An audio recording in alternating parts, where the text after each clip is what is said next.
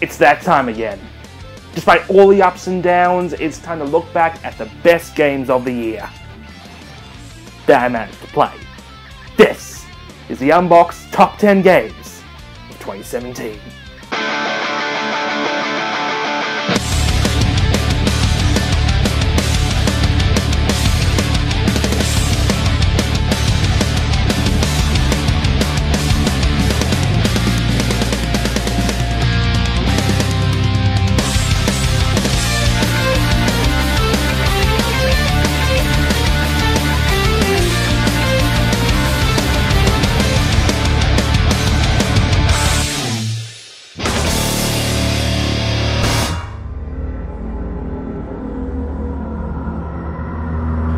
One of the most recent games I was able to dive into, Ninja Theory shouldn't just be praised for having the courage to branch out on their own on a self-financed project dubbed Indie AAA, but the courage to approach such a sensitive subject like this.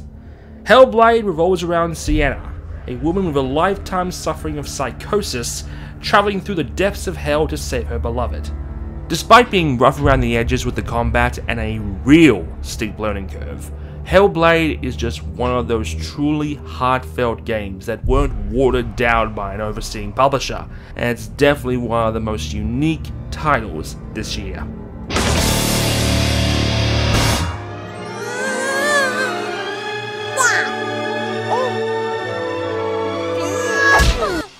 Four months on and I still can't believe this game actually exists, let alone was good. Seeing Mario as a turn-based strategy game was one thing, but teaming up with some of the most annoying creatures in existence is another thing entirely. That being said, the rabbits weren't as annoying as they could be, and while an XCOM or Fire Emblem veteran may roll their eyes at the simplicity of it all, Mario Rabbids is a great introduction to the RTS genre, something Halo Wars 2 failed to be.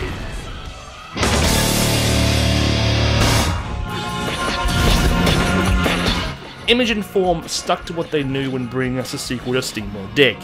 I went into it expecting to mine as deep as I can and collecting as many gems as possible, and that's exactly what I got.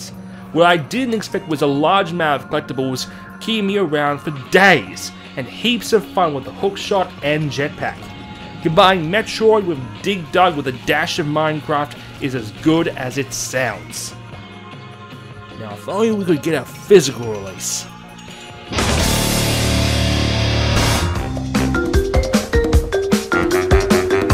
One hell of a nostalgia trip was this.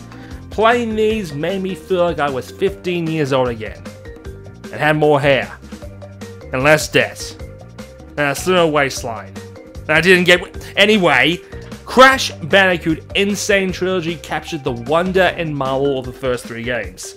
I'll be with more precise jumping. God damn it, you stupid bridge! But despite some pesky nagging issues and no Crash Team Racing, you're still getting 3 of the original PlayStation's best titles for the price of one game. And the success of this could mean other remasters down the road. Seriously, it bloody better.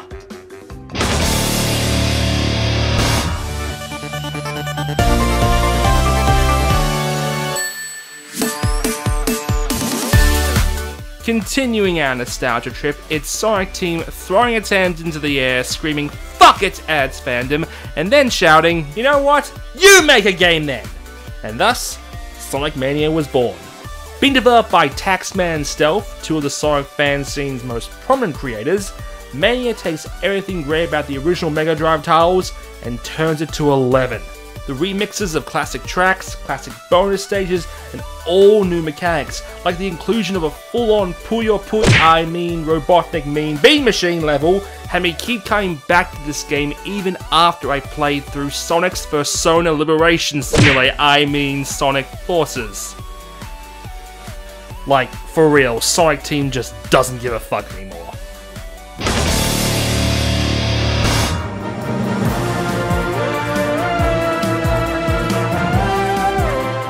With all the lackluster and downright disastrous results from Kickstarter in recent years, Hat in Time was a project that managed to do everything right.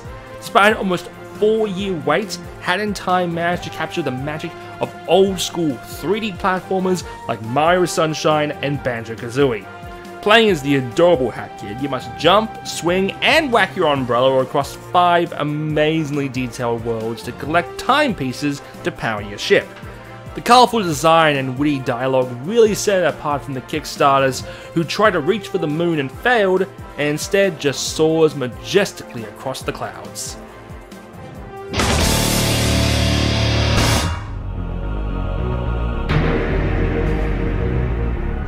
After what feels like a 5-year exile from Nintendo, Samus has returned, and in a real big way, with a full-on remake of the 1991 Game Boy sequel.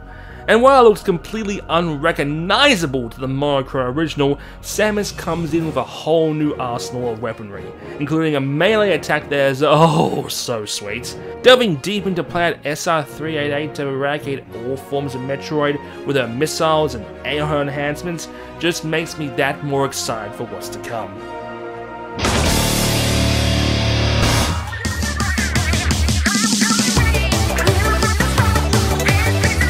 While other studios are releasing half-finished games and locking vile content behind loot boxes and microtransactions, trust Nintendo to release a game properly.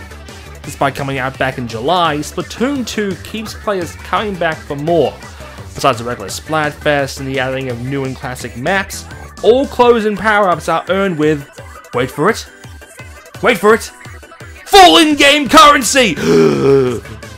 What sets Splatoon 2 apart from its original is the inclusion of PvE mode, Salmon Run. Long after Turf War and Tower Control became tiring to me, harvesting gold eggs from salmonoid creatures kept me coming back for months. And now they're introducing a brand new ranked mode in Clan Blitz. Also, Marina is still my waifu, hands off! Now, we usually do this before hitting number 1, but because this year is looking more like a fucking beauty pageant, here are our honorable mentions.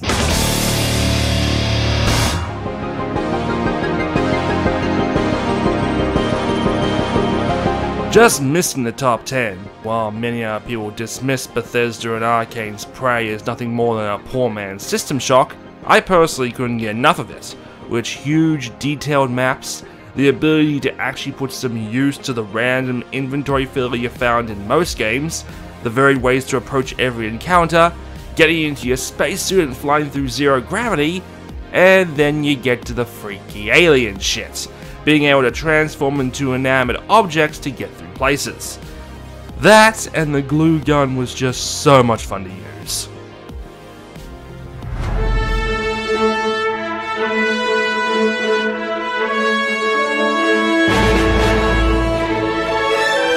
But Enigma, Overwatch came out last year!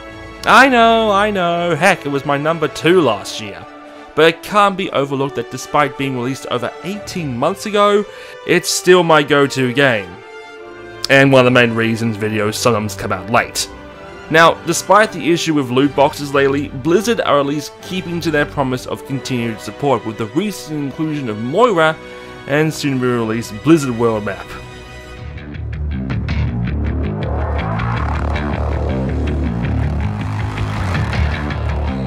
Enigma, Doom came out last year too, you numpty! I mean, are you even aware it's 2017? Okay, can somebody get him out here, please? Hey, what are you doing? I will not be silenced! My snide comments must be heard! And yes, again, while Doom came out last year and received my number 3 spot then, this goes out specifically for the Switch port. While I really can't put it on the main list, I still need to give major praise to all the parties involved for bringing it to the hybrid system. While not running anywhere near the other consoles, let alone PC, you will still be able to rip, tear, and bludgeon just the same.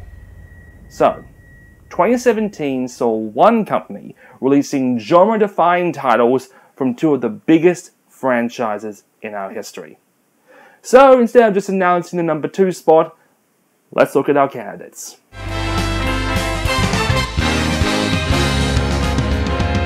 Here we go. Not Sunshine, not 3D World, not even Galaxy. None of these games stand up to the magnitude and detail of Super Mario Odyssey. Whether it's exploring through New Donk City, storming through a prehistoric land as a dinosaur, or just relaxing on a beach, Mario Odyssey keeps you coming back with all the power moons and costumes to collect. The transformations with Cappy are truly something. Whether it's the aforementioned dinosaur, or a chain chomp, or even your best buddy Yoshi, just when you think you've seen it all, Odyssey surprises you yet again.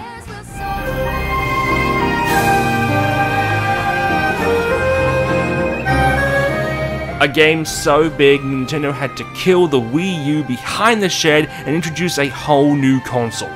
For the first moments waking up to your 100th hour hiking across Hyrule, nothing truly compares to the beauty and majesty of Breath of the Wild.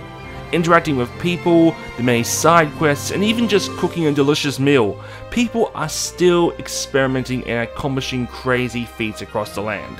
While some people will complain about weapon degradation, honestly it's a minor issue compared to everything they got right. Two amazing titles that I'm sure many publications and channels will have a hard time deciding between. But after much consideration, the #1 game of 2017 is...